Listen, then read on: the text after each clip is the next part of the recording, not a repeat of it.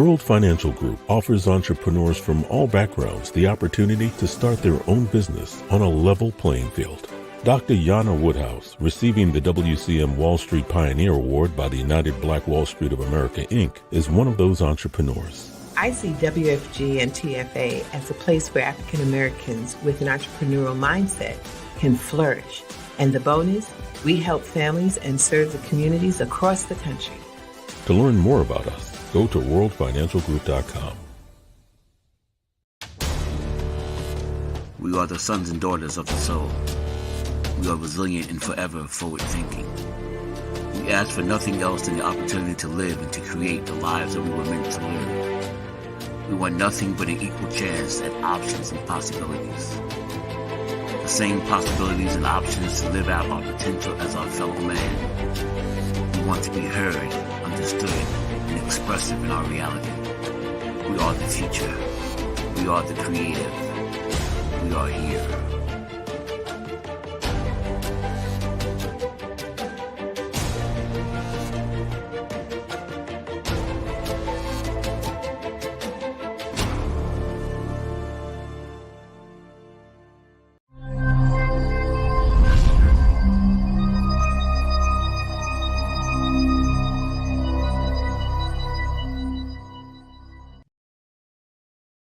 This is Kia Rogers, and you're listening to Urbanology with my dad, Tony Rogers, on WHCR 90.3 FM New York.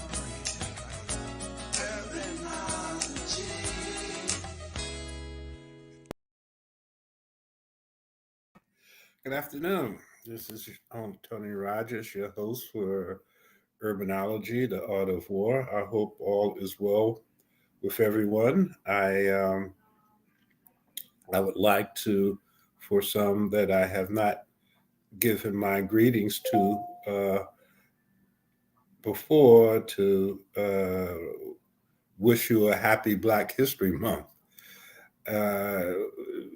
It's always interesting that we need to have a month to allow for people to understand some of the things that Africans who were born in America have done in the past in order to create the American image. One of those images that Africans had a major role in was the cowboy. We were just talking behind the studio that the whole term cowboy comes from the fact that Africans, and many of them were from Senegal, because the Senegalese had a clear understanding of horsemanship and herding.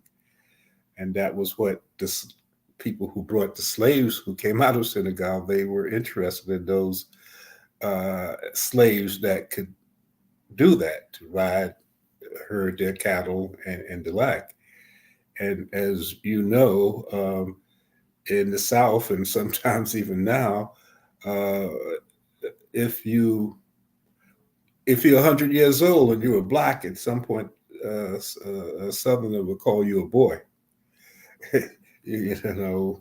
And the whole term cowboy came from the fact that these Black slaves were doing what you would think cowboys do in the movies, but they were doing most of that stuff.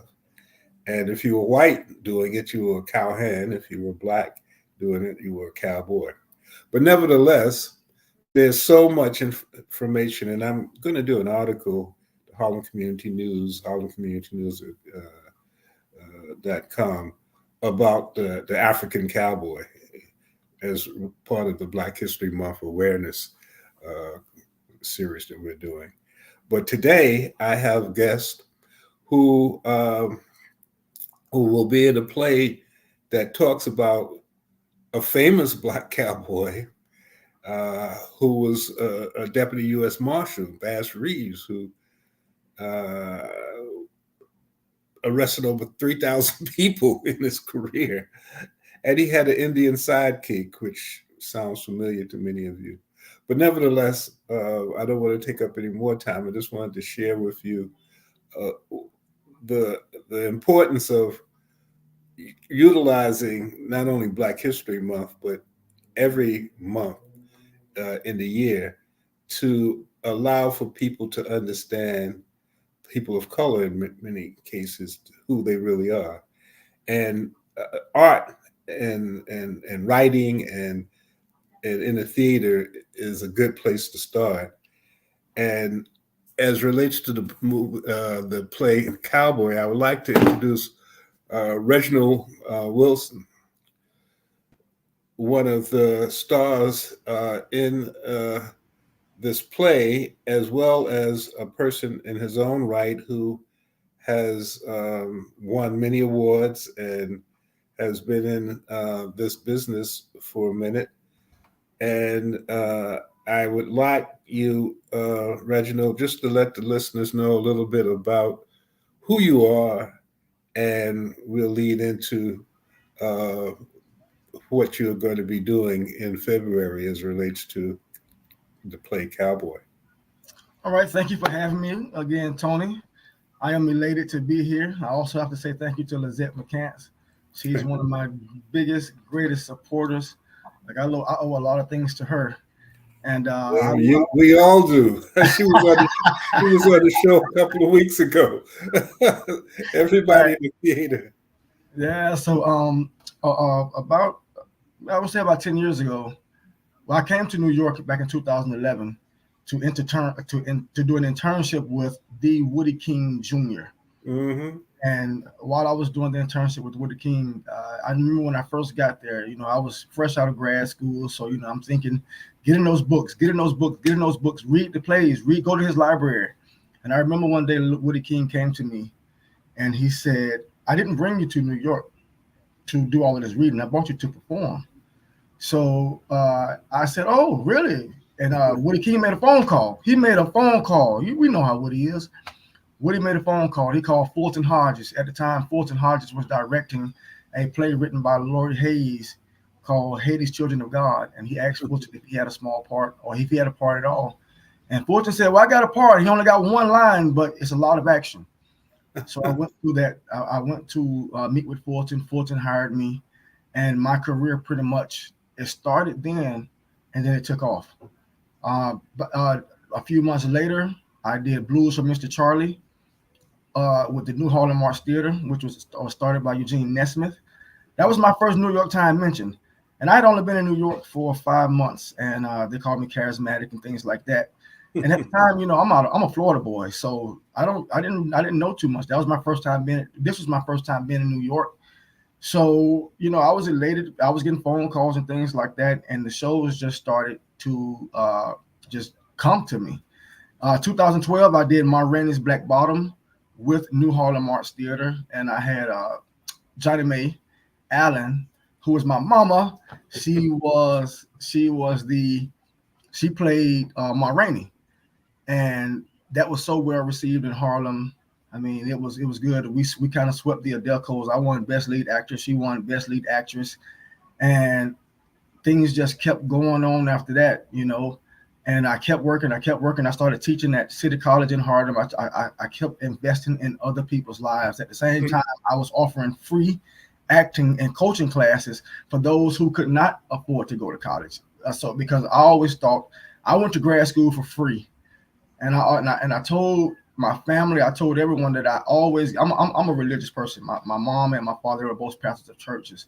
So I always said, since God gave to me, I had to give back. So that was one of my ways of giving back. I just offered free classes. I still offer the free classes, the free coaching, and a lot of people have called me. A lot of people have worked with me on that behalf. In 2013, I was named a torchbearer. That's run by Lizette McCants. I was passed the torch from Dr. Michael Pinckney, and I've tried to I've tried to keep going, especially in Black theater. I've tried to keep it going as much as I could. I like to tell the stories. I like history.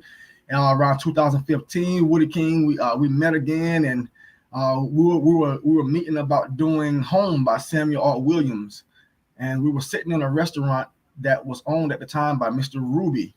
Mr. Ruby, his son has Down syndrome, and I was his acting coach. That was one of the people that I was working with his acting. And his son started booking, and he booked a movie. Mr. Ruby invited me to come and help him with his restaurant because I also have a background in hospitality. So during that time, I was inviting all of the artists to come to the restaurant to perform, like C. Kelly Wright, just all of these people to come and get your voice out. And Mr. Ruby sat down and he said, you know what, it's time for me to help your career. And that's when he called Woody King. And while we were sitting in the restaurant talking about Home, Woody King saw a mural on the backboard of Sugar Ray, and he asked Mr. Ruby, how did he get that picture of me to look so old?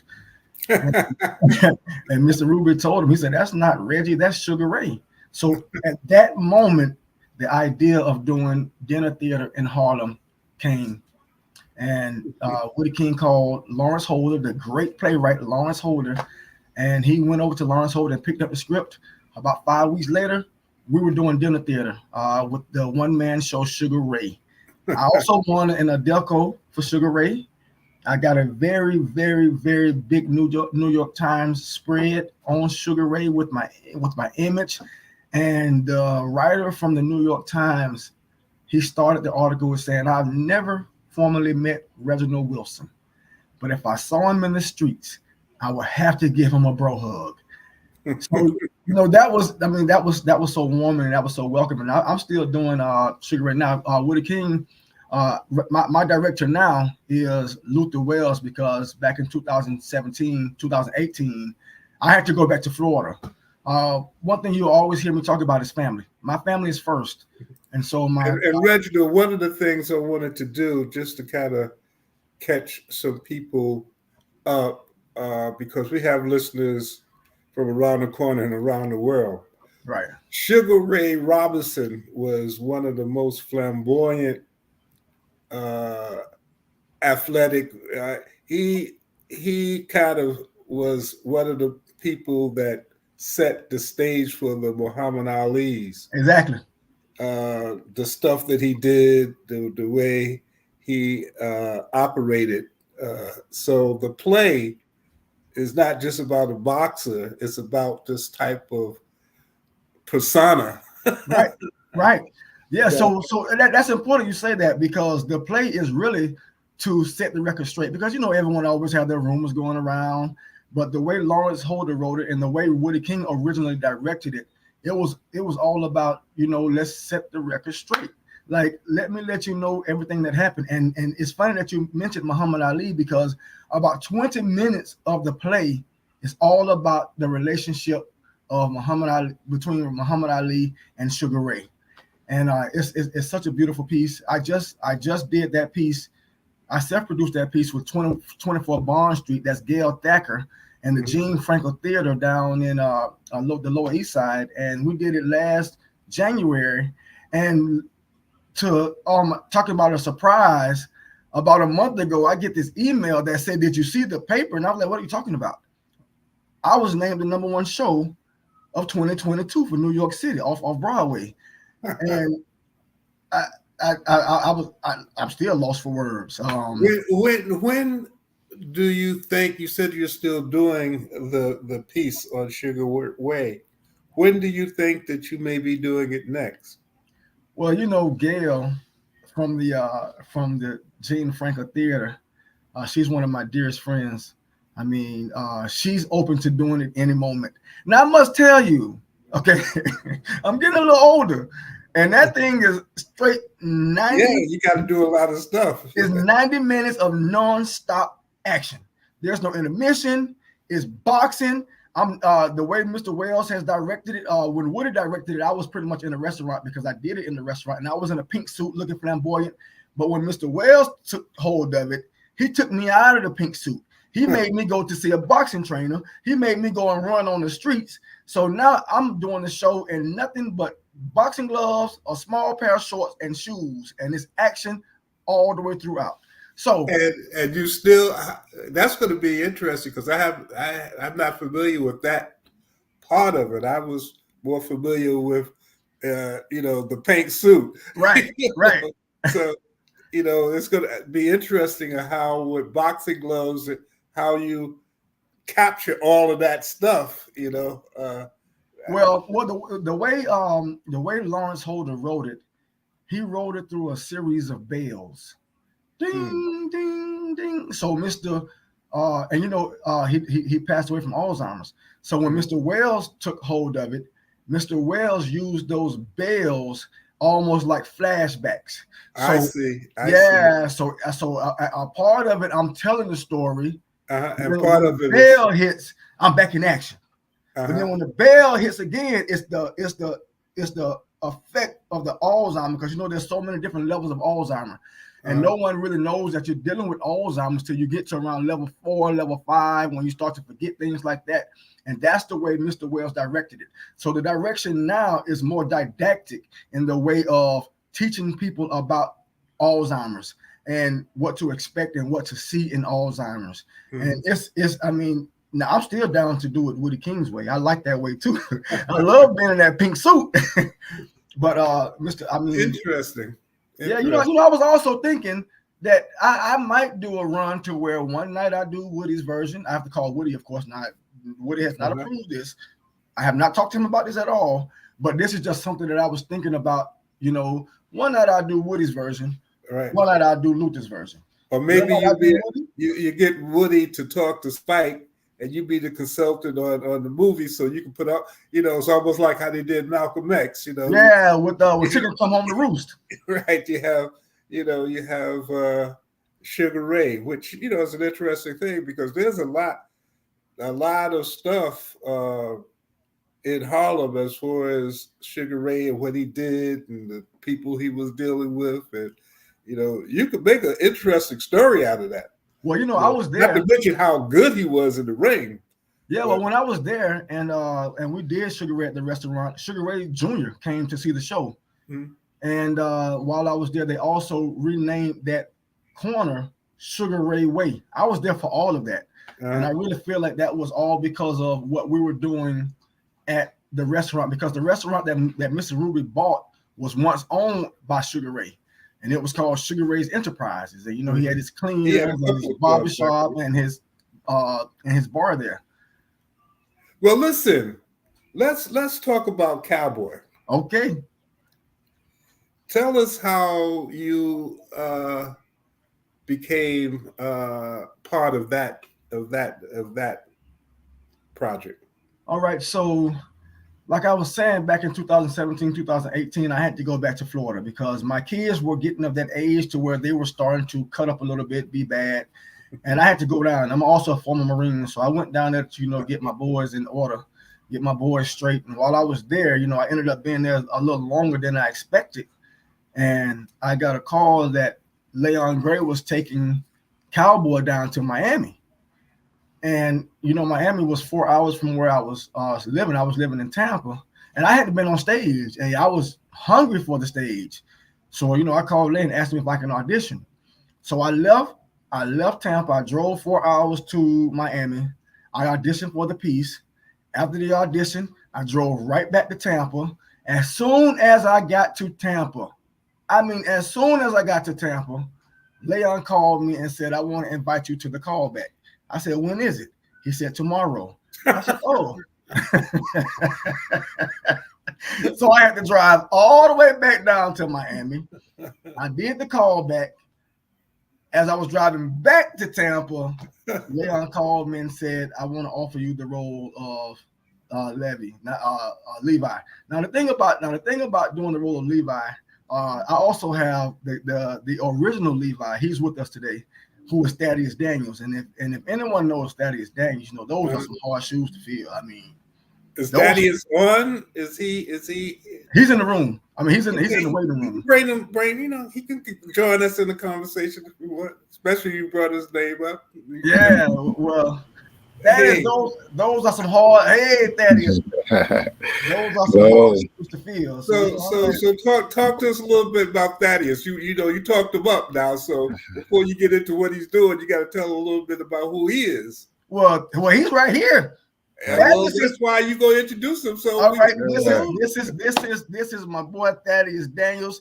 For those of you who have viewed any of Leon's plays, I think he's pretty much been in all of them except maybe one. But he plays the narrator in Black Angels over Tuskegee. He plays Levi in Cowboy. Thaddeus is the man, and he has one of those voices, as you're going to see. That I mean, you just it's one of those comforting voices that you just sit there and you listen to, and the way he uses and manipulates the English language is just great. I mean, I've studied language, I've studied Shakespeare, I did all this in grad school. So when I see Thaddeus using his sustainable letters at the end and calling his vowels, I'm like, oh, I'm like this. So I got called back in New York to do the play, and I knew Thaddeus was Levi, because who else could do it besides myself? And I knew that he was here, so I said, okay. So when Leon hit me up and he was like, "Yo, you want to come on and play Silas?" And I said, "Is Thaddeus in it?" "Yeah, I'll be there." So anytime. Tell us a little bit about yourself. It's a pleasure to be here, Tony. Thank you for that introduction, Reggie. Yeah, I've been at it for a minute, and Tony, you may actually remember this person. My introduction to the city, I'm originally from North Carolina, went to UNC Chapel Hill.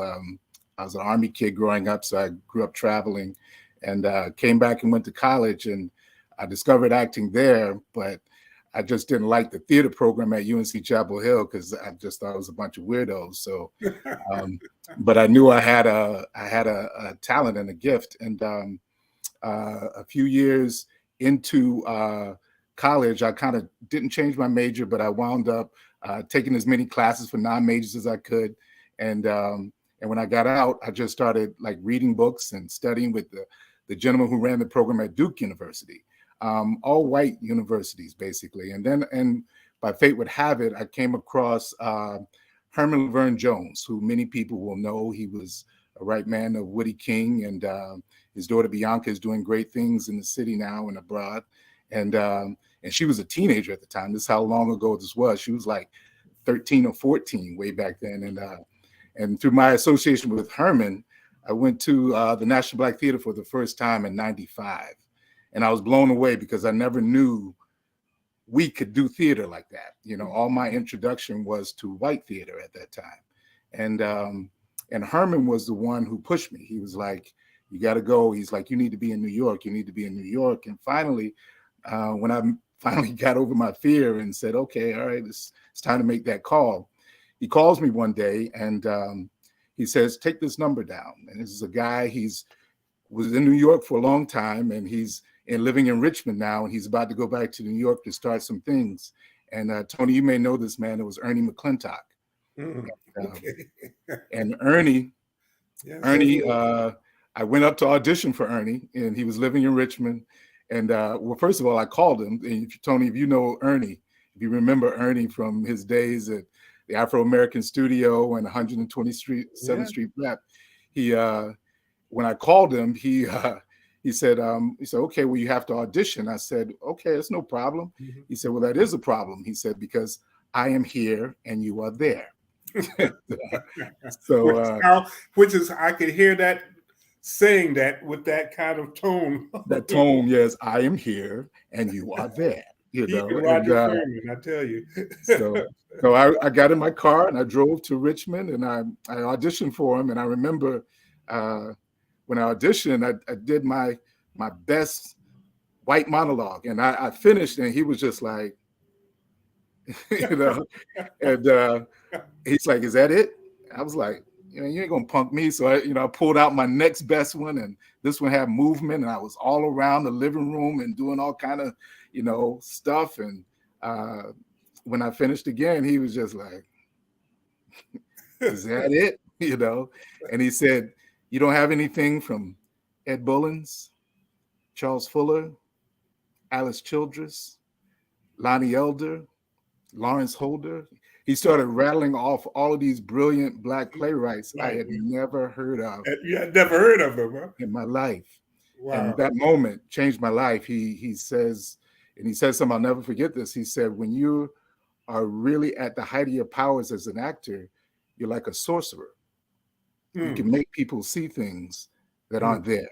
Right. And I was done. And I stayed with him up under his wing for over 2 years. I had an opportunity to go to Columbia University, and I remember everything was kind of set, and but I was ambivalent because I'd been up underneath Ernie's wing for a couple of months at this point, and I was confused. And there's a gentleman who's one of his students. If you remember, Ernie did a production years ago on Equus. He did Equus.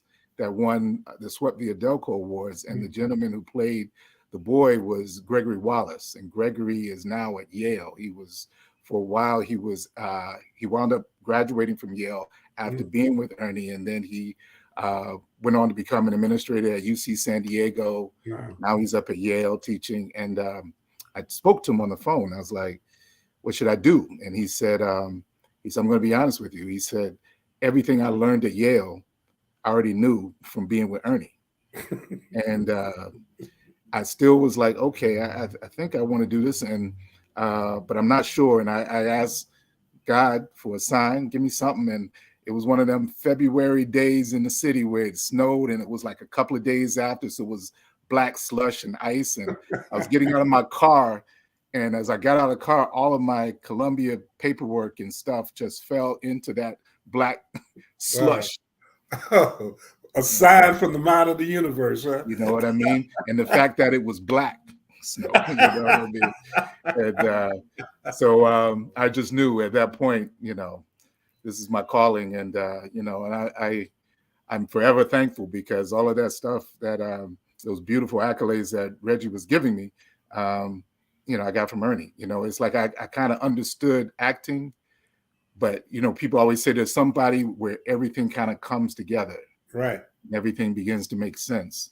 And so that was Ernie. Tell us about your thoughts about this new production coming up, Cowboy, and how you see your interface with Reginald, because you guys are switching parts. Yeah. How's that going? So it's fantastic, we're a family, and Ernie would definitely be proud, because we're more like an ensemble than some collection of individuals that, like mercenaries, that come together for an isolated play. We kind of can be interchangeable. Which is interesting too. Yeah. And you don't see that in this day and time. Reggie, I bet you would agree that everybody's more individualistic and kind of out for theirs. And you don't see that sense of community that is really a foundation for Black arts. Because if we really think about it, all of our greats, be it music, be it theater, be it acting, dance, we as a community have pushed them up to be excellent. And then they go off to international fame. And but now this generation is kind of more individualistic, thinking I got to do it by myself, and not understanding the importance of community. Yeah, and just to piggyback on what Thad said and what you said, Tony, the ensembleness that we have with the Leon group is crazy, because we don't have to worry when we're on stage, because we know that each other has each other back. We don't have to worry if okay, I dropped the line, because Thad knows every line in the play. He knows everything. Right. I know a lot of lines in the play. Leon is the playwright who's also in the play. So I know we just went on a crazy tour back in October, November. And I mean, we did Black Angels and Ride the Black Angels. We did Searching for Willie Lynch. And I mean, it was like boom, boom, boom. We had maybe 10 days between shows. If that. And right. And just the way, especially Thad, just the way like Thad is one of those father figures who will rub on your back and say, brother, don't worry, bro. We got you back. But we got you. The important thing though here for me is that a lot of people who are watching this are not aware that they're like you, Thaddeus. They're not aware that they're these Black actors who have been the foundation of the few who've gotten to Hollywood. Yes. But they're out there doing stuff, sometimes in the community, sometimes close to the community, at a far more reasonable price, but provides the type of entertainment and educational entertainment that families can deal with. I was just talking about this issue with Cowboy. I grew up loving Cowboys. I mean, Roy Rogers and Gene Autry and Lash LaRue and all that stuff. Mm-hmm. And not one time did it enter my mind, even at a later part in my life, that 25% of all of the Cowboys were Black. Absolutely. Absolutely. And they were people, Deadwood Dick and, and gunslingers and so it's important to have you guys on and other people to come and see this. What's great about Soul City and how we're doing this is that you are opening up, I'm sure, for a lot of people, another type of understanding about what we do. And it's great that it's doing Black History Month because it's awareness, Absolutely. Especially you guys talking about Bass Reeves, who,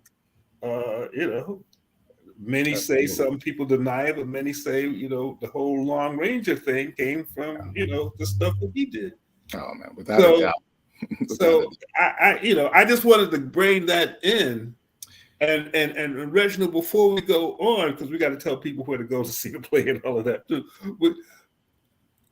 The writer, we had talked about Leon Gray, and one of the things that you said when we were talking, I think is also worth saying it for public, is how his plays created a certain type of motivation towards Hollywood to do things, whether it was the Red Tails or whether it was the Woman King, and or The Harder We Fall, all came from plays that you guys in many cases were in. Absolutely. It allowed someone who said, "Wow, we should do something like that." So give just a little bit of credit to Greg, because I think it's important that people understand that too. Well, Leon, I mean, I'll speak on it very briefly, and then I'll let that take off. But I know back in 2012 when we were doing Black Angels over Tuskegee, and then we got the invite to go to the red carpet to see Red Tails, and we're all sitting in there watching Red Tails like, man, this is Leon Gray stuff. And we're like, wait a minute. Now, they could have at least let one of us be in this movie. But the fact that the movie went to Hollywood, they used all of these big name actors, Neo, all of these people, Method Man, and of course, I guess they didn't think we had names that was worthy enough. They invited us to the red carpet. I mean, that was an honor and a slap in the face at the same time, if you ask me, if I can be straight blunt about it, because we had to go, and we was dressed to the nines, and we had to watch all of these Hollywood performers come down there and get all of the credit for what Leon pretty much did. Leon wrote Black Angels, And then as time went on, I'll let Thad talk about it even more with the Woman King and Cowboy. I mean, the Cowboy, the one of the characters in Cowboy. I wish I had a picture right here beside me. He had on my same costume. So, I mean, it was. Hey, I'll let you talk, Thad. Yeah, there's some people that only want to go with like names that they think they've been told are famous. People don't understand the value talent when it's living, breathing right beside them. They need to wait till after the person is dead and gone or somebody co-signs on them. Leon Gray is one of the most brilliant writers that we have ever seen. And he is a blessing to all theater, but especially Black theater, because he takes our stories and he gives them life, and stories that people have forgotten, people don't know about. Bass Reeves, like you, Tony. I grew up playing cowboys and Indians in the yard, and I had never, and not realized I was imitating other whites, but not realizing they were imitating us. That's the point. Think about how we influence pop culture now. That's always been the case. It's always been the case. We are the forebears of style, swagger. That has never changed. So the John Wayne kind of walk that we kind of grew up, it's an imitation. We think we're imitating him. He's imitating us this whole time. And we had no idea. And Leon has taken that and put it onto the stage before anybody else. Nobody's thought about, and I know, Tony, you've probably seen New York theater for years, but nobody has thought about putting a cowboy and Western on stage.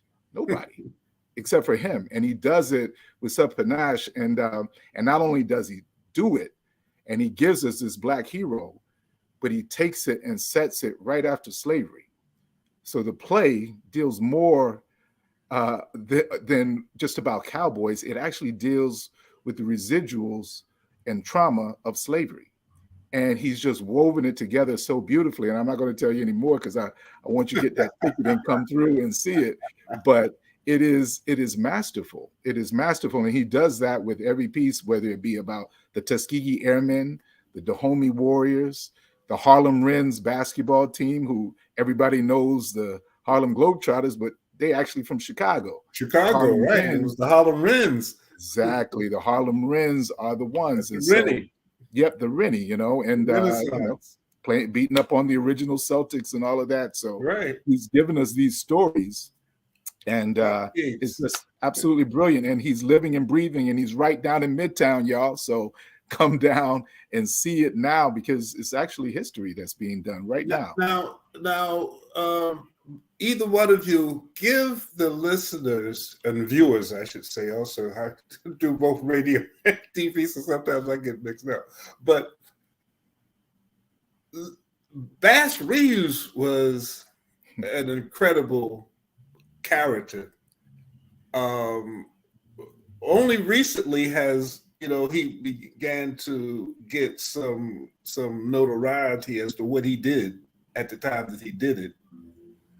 But talk a little bit about him so that people can get a better understanding of the importance of the play and highlighting a figure who was, one of the people that helped tame the West, like the Lone Ranger. Well, Reggie, I'll start it off and I'll pass the baton to you. How about that, brother?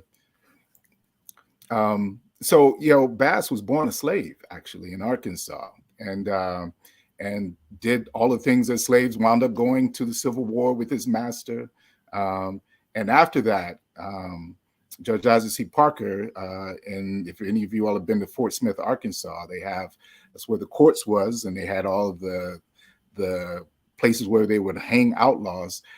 They commissioned him as a marshal. Now, at that time, Oklahoma, which is now a state, was still a territory.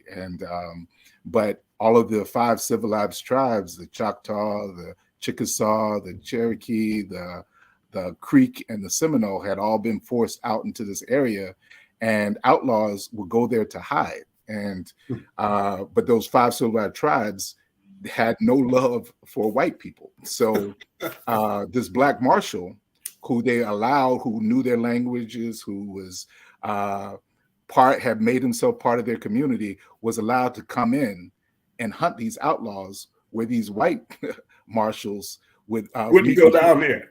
Yeah, wouldn't go down there. You know, when I mean resistance, they was like pow pow at you. It's like the projects, you know. Yeah, exactly. Black people go into the project. Yeah. When Eddie say you might be walking over, but you'll be limping back. You know? Right. It was like that. So, but Bass was able to go in, and then while going in, he became very crafty at getting close to these outlaws, who were always very suspicious. So he came up with disguises and ways to kind of sneak and get close to them, and then look for his moment to attach. Which, and you know, one of the things that is funny when you say that is that as the Lone Ranger, one of the things that I used to love is that how he would develop his disguises to come in and do all of the stuff that was supposed to be done. And then when everybody got together, they said, "Well, who was that guy?" And he's doing the high old silver.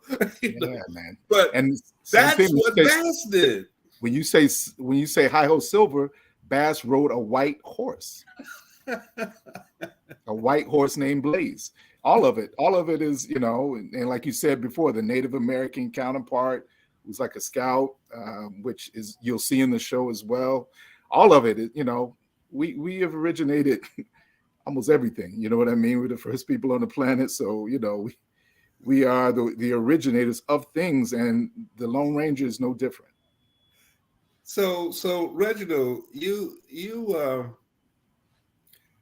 I'm gonna, before I let you go, I want to talk about the City College day, because you know I was at City College for a long time. I just need to find out when you were there, so they're teaching. But tell us a little bit about your character that you're playing. Well, I'm playing Silas. That was what you used to. That was what you were playing before. Is that right? No. I played Levi down in Miami only because Thad couldn't make it. Let me say this, Tony. Well, I'm gonna interrupt him because I actually went down to Miami and saw this production, which my brother is being very, you know, he's confident in his ability, but he's being humble because I'm his brother beside him. But he slayed the role, absolutely slayed the role, and won an award down there in Florida, if I'm not mistaken. Am I correct? Yeah. You know what I'm saying? I got the Best Supporting Actor award for that. There you go. Yeah, so, but you both were bad guys though in the play, right? Well, you got to see. Well, I don't want you to give away, you know, because I know that there's some bad guys and some, you know, because Bass was looking for some crooks. You know, That's it. We'll leave it at that. Leave it at that. Can't answer that question. Okay. But my character is Silas. Silas pretty much owns the saloon where all the action takes place, and I'm kind of like a comic relief, which is a relief because I'm always playing serious roles. This is kind of my first comedic role with Leon, because in Black Angels, you know, I played the hard Jeremiah, and in Searching for Willie Lynch, I played a stern, like, this is the business guy. So to do this role and be able to let my shoulders down and have fun with it, like I've been playing with this script and just playing with it different ways, and I can't wait till we get in that theater tomorrow, so I can start to vibe with the team, you know. So so let's because we have to do it again, but let's talk a little bit about where people can go see this where the theater is, what are the it starts, I know, February the 11th. But where is the Actors Temple Theater? That's where it's on 47th Street in Hell's Kitchen area between 8th and 9th Avenue. 399, I believe, right, man? 339. Yeah. 339. 339. Is there a website? How can people get tickets? How do they? Cowboytheplay.com. Okay. Cowboystheplay.com. That's pretty simple. Yeah. No, just Cowboy. Cowboy, singular. Cowboy. Right. Cowboy the Play. Mm-hmm. And And then again, we'll get back to that because we've done all this talking. We need to make sure that people know where to do it. And if they aren't able to go online, you can buy tickets there at the will call on the day of. So we're Saturdays and Sundays. Saturdays at 3, I believe, Reggie. And I have this here, February the 11th at 3. That Sunday the 12th is 2. Yeah, the Saturday. You can also call Lizette. Lizette has the Theater Express. She has a Theater Express where she's she brings groups and stuff like that. So you can reserve a ticket through her. And what's the number for that? Because half the people, well, most of the people don't know Lizette unless they saw the show a couple of weeks ago. I don't know if she wants me to give her phone number. No, but there's an email. Yeah, it's let me let you know right now. It's Friends of Vivian. Friends of Vivian 1924 at gmail.com.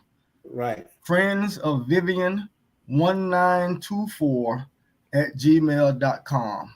Right. I was because I just received an email from her, so I know since it's online, she wants people to see it. I have to say this again, and I know it's redundant, but it's always great to begin to see things that we do as a people that sometimes we just are not aware that, as you say, a person like you, Thaddeus, is right next door. That the type of talent, and as you guys talk about your craft, as you talk about being able to know each other's lines and studying and reading and doing these types of things, there are people in Hollywood that don't do all that stuff, that just kind of fell into it. My dad was this, and I'm, and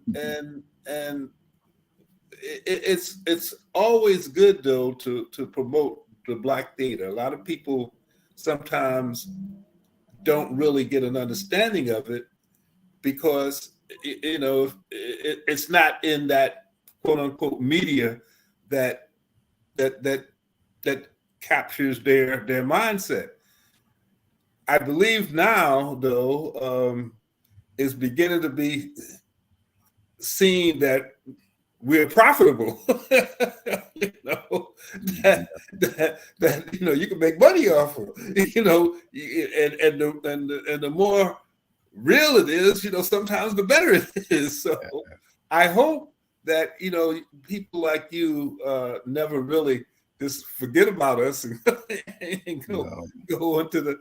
But I do hope that the people that you mentor, the people who are seeing what you do, follow you and be placed in a position where they can be wherever they want to be, which is the wonderful thing. If you know that you can go wherever you want to go, wherever you are is where you choose to be, which is, I suppose, something that can give you peace of mind.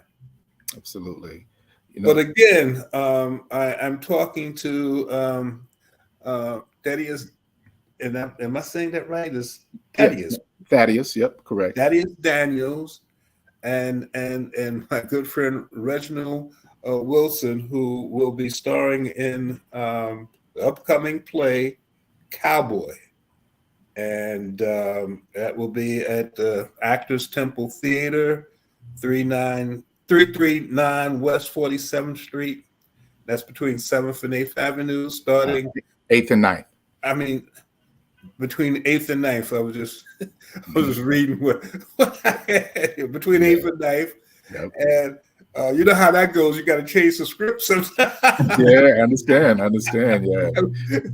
Be flexible, which is the other thing that is great about theater, especially Black theater. A lot of times you go to this play, you can go 2 or 3 times and see something different. You might see somebody who is into a role that they hadn't been in at the time that you saw it before or whatever. But it's always organic in some sense of when you're looking at live theater. Reggie would tell you that Black Angels, which ran for like 10 years right there at that spot, I mean, people came sometimes double-digit times, and sometimes it would be the same actor. But one of the things I love about Leon and what he's created is similar to Ernie McClintock, because at the end of Ernie's time, he renamed his technique jazz acting, and that's what we have. So everybody knows the melody, but you can riff on it. You can ad lib, and you can So Reggie may sing a line, today that he's saying a little differently, but I got to be actively listening to that note he just played, and then that's going to lend me to a different reaction, right? So that's what happens within this kind of Leon ensemble, because we do change roles all the time, but then even when we stay the same, whatever we're feeling that day, whatever motivation we may have in the moment can come out. And as Reggie said earlier, your brother on the other side, you can trust them so much, they're going to hear it and they're going to respond accordingly. Which is, as they say, that's deep. What we do, right? And that's what we do, Reggie. That's what we do. That's what we do. And again, I know, I truly know for a fact that there are people who will see this and hopefully rediscover the value of supporting Black theater and plays that not only reflect them, but provides a lot more entertainment than maybe Netflix. Even though Netflix is probably going to try to get, you keep selling out tickets. Like Willie Sutton, they gonna go where the money is. Right. Tell them come see this before it hops on Netflix. That's what's happening, right? Well, they already have what is it? The Harder They Fall. So, Harder They Fall. Yeah. And I believe there was a movie out because I did see a movie. It wasn't Netflix, but it was one of those that had a Bass Reeves story. Oh yeah, they're all coming out. Apparently, Morgan Freeman had a project for years he was trying to get done, but again, Hollywood is about image making, right? And I don't think they wanted to sell that image right then. It was a story, because that's how I first found out about it. Hoodlum. Yeah, I saw it on TV. I saw it on a show. I didn't have any idea. Yeah. And when I saw it, what surprised me afterwards that it was a real story. I mean, I was watching this, and then how after the end of the show they talk about what happened, and Bass Reeves went on to do. I said, "Oh, that was real." That's when I first became aware of it. So of him. So again, guys, I appreciate you sharing some time to allow for the viewers to understand about something that you've been involved in for years, that has in many cases been one of the greatest secrets, and we didn't want it to be a secret, but one of the greatest secrets that that has now becoming clear based on this new woke understanding that, well, let's look at something else that we have been whitewashing, no pun intended, but to allow. So the Wild Wild West, the Cowboys and Indians, the Cowboys are the good guys, the Indians are the bad guys, Cowboys are the right guys, So propaganda. Thank you for your art and I think the term came out about acting can be mystic.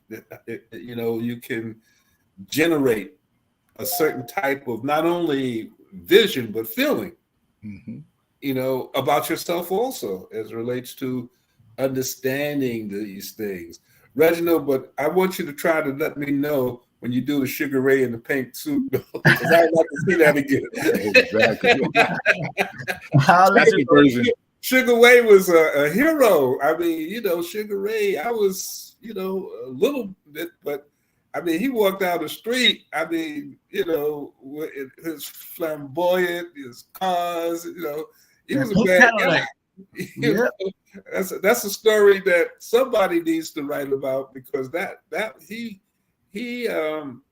made a tremendous impact on a lot of people as it relates to what he did, his style. So, hopefully somebody will hear this and look at it and say, hey, let's call Reggie and do one of those things. And let me know, man. You have my email. I will let you know. That call.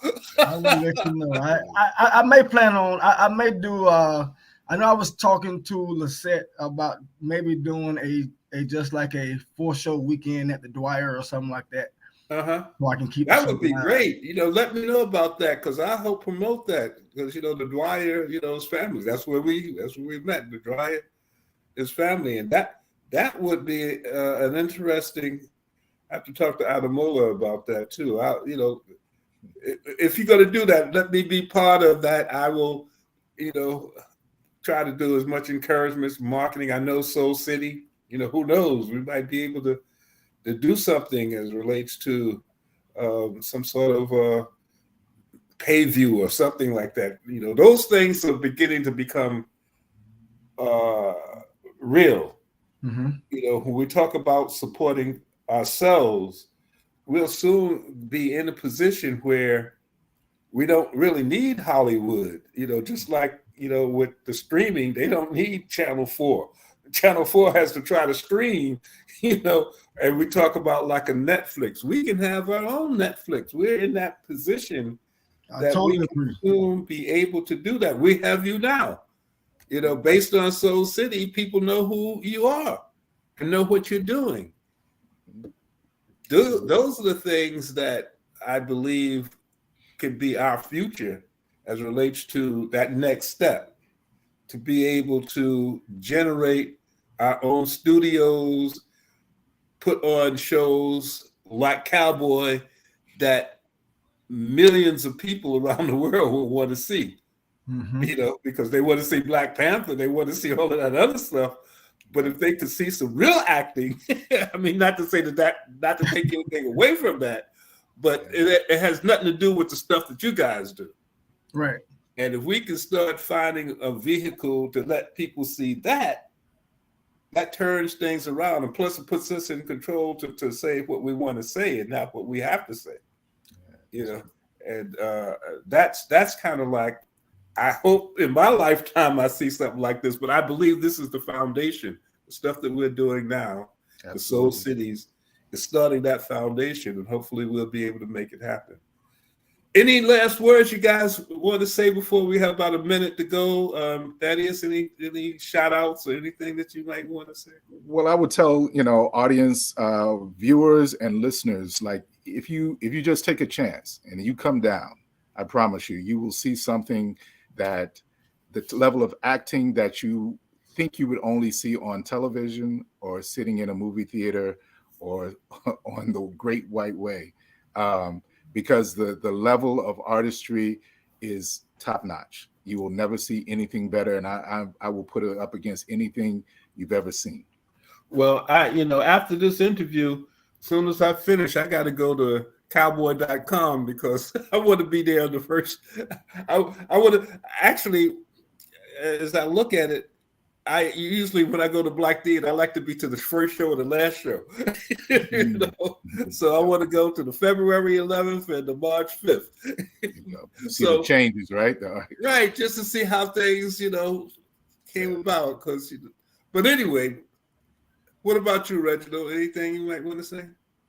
Same thing as Thaddeus. I'll just add to it. Make sure you go to the restroom before you take your seat, because once that play starts, whoo, I mean that play starts and then the action takes off, and I'm telling you, you're gonna if you don't go to the restroom, you're gonna sit there and hold it for as long as you can, so that you don't miss a beat. Because I mean that thing is full of action throughout. Yeah, well, I that's another story with me. You know, when you get a little older, you know, you gotta come to those restrooms sometimes. Hey, that means I empty might it have as much to as you can. I have Empty to it come as and much see as the you play a couple of times, you know. Yeah. But again, the Actors Temple Theater, 339 West 47th Street, New York, New York. That's where Cowboy will start February 11th. Cowboy.com will be one of the ways. If not, you can contact Soul City through me through my website, and I'll make sure that I do that. And if you guys saw Lizette McCants week before last, you got all her information, because I know she sent that out. I think more people saw Soul City based on Lizette, because I sent her a copy, and everybody, hey, I saw that thing with Lizette, and I said, wow. Lizette does her thing. I love her. Anyway, thank you guys. I appreciate it. And I look forward to seeing you. One last thing, Tony, if you let me. Sure.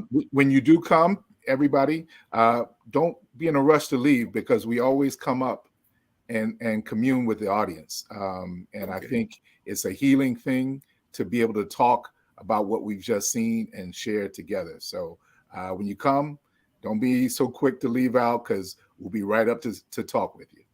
Well, that's good. And actually, that's, Roger Furman started doing that stuff a long time ago, and and Willie King, and National Black Theater.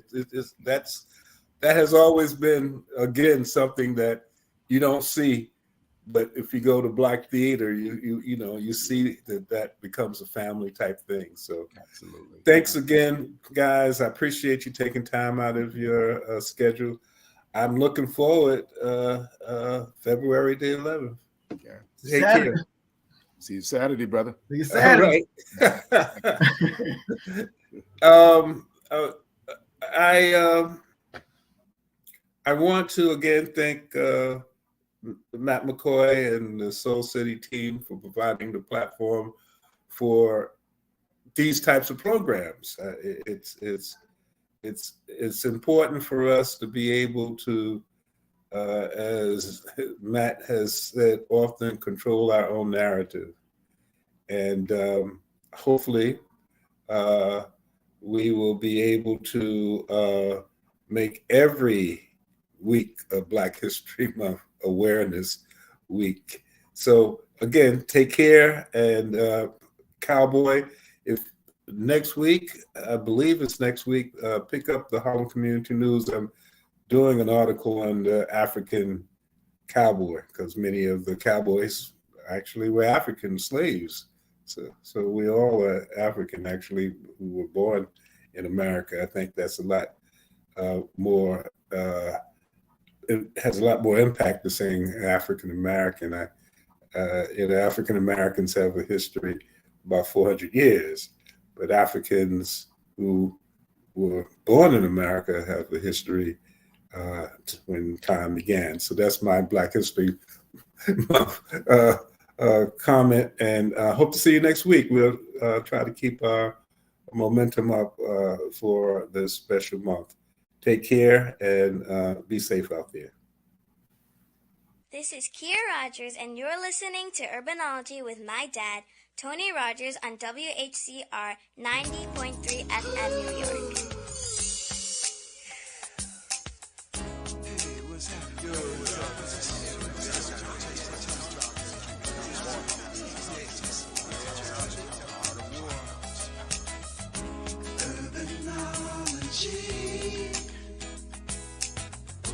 Urbanology.